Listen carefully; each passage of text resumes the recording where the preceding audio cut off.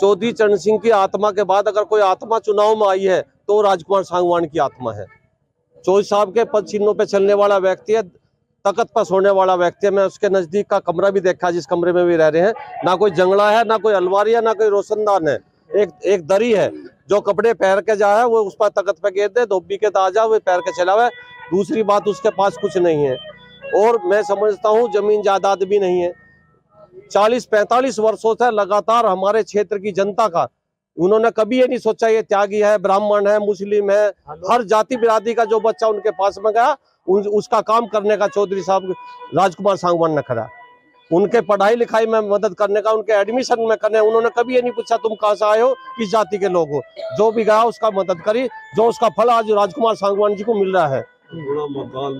और दूसरी बात यह है कि अपना तो संपत्ति है ही नहीं कुछ भी। जो भी प्रोफेसर थे, ऐसा भी नहीं था, मेरठ कॉलेज जो प्रोफेसर रहे हैं और प्रोफेसर रहने के बावजूद भी जो पैसा उन्हें मिलता था वो समाज के कार्य में करते थे और गाड़ी में तेल फूकते थे। सभी के यहाँ मरने में, जीने में, दुख दर्द में, सभी के यहाँ पूरे क्षेत्र में, दूर दूर मुजफ्फरनगर वालों बंद करवा दिया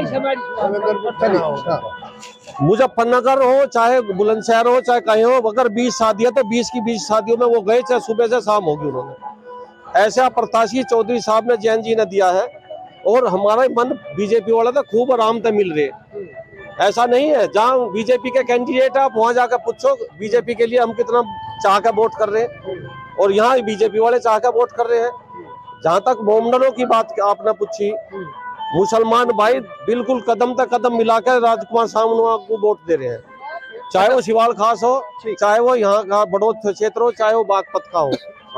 कल हम 4-5 गाँव में गए मोमडनों के में, इतना सम्मान उसका करा डॉक्टर राजकुमार सांगवान का, और मैं कहूँ और हिंदुओं में भी नहीं हुआ इतना जितना मोमडन कर रहे हैं।